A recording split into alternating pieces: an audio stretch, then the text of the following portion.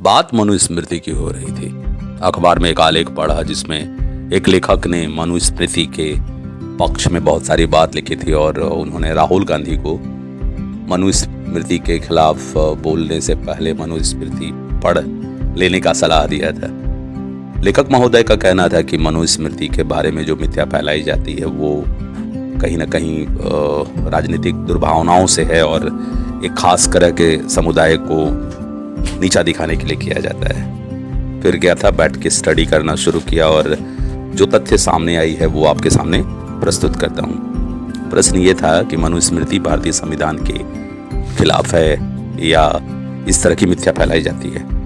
तो मनुस्मृति भारतीय संविधान के विपरीत कई तरीकों से है, ये स्टडी करके पता चला। खास करके जब यह महिलाओं के अधिकारों, दलितों के अधिकारों और सामाजिक न्याय की बात करता है। महिलाओं के अधिकार के विषय में कहा जाए तो मनुस्मृति में महिलाओं को कम तरजीह दी गई है और उन्हें पुरुषों के अधीन रहने की सलाह दी गई है। यह भारतीय संविधान के अनुच्छेद 14 और 15 के विरुद्ध है, जो समानता और लिंग भेदभाव के खिलाफ सुरक्षा प्रदान करते हैं। दलितों की अधिकार की बात करें तो मनुस्मृति में दलितों के साथ भेदभाव की बात कही गई है, जो भारतीय संविधान के अनुच्छेद 17 के विरुद्ध है, जो छुआछूत को समाप्त करने की बात करता है।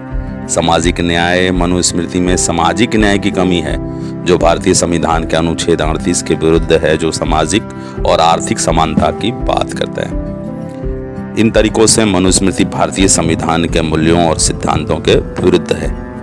महात्मा गांधी ने मनुस्मृति की कई धाराओं की आलोचना की थी, जिनमें से कुछ इस प्रकार हैं। गांधी जी ने मनुस्मृति में वर्णित जाति प्रथा और छुआछूत की आलोचना की थी। उन्होंने महिलाओं के अधिकारों के बारे में मनुस्मृति के विचारों की भी आलोचना की थी। गांधी जी ने मनुस्मृति में वर्णित शूद्रों और दलितों के प्रति भेदभाव की आलोचना की थी। गांधी जी ने कहा था कि मनुस्मृति में वर्णित कई धाराएं समाज में विभाजन और असमानता को बढ़ावा देती है। उन्होंने समाज में समानता और न्याय की स्थापना के लिए मनुस्मृति के इन विचारों को बदलने की आवश्यकता पे जोर दिया था। अब मनुस्मृति के पक्ष में कई लोग और समूह हैं, जिनमें से कुछ प्रमुख हैं। हिंदू राष्ट्रवादी और हिंदुत्व विचारधारा से जुड़े लोग, कुछ ब्राह्मण और उच्च जाति के लोग जो मनुस्मृति को हिंदू धर्म का एक महत्वपूर्ण ग्रंथ मानते हैं, कुछ हिंदू संगठन और संस्थाएं जो मनुस्मृति के विचारों को बढ़ावा देती है, कुछ राजनीतिक दल और नेता जो हिंदुत्व विचारधारा से जुड़े हुए हैं और मनुस्मृति के विचारों का समर्थन करते हैं। भारतीय इतिहास में और भारतीय परिप्रेक्ष्य में देखा जाए तो कुछ प्रमुख व्यक्तियों का नाम लेना आवश्यक होगा।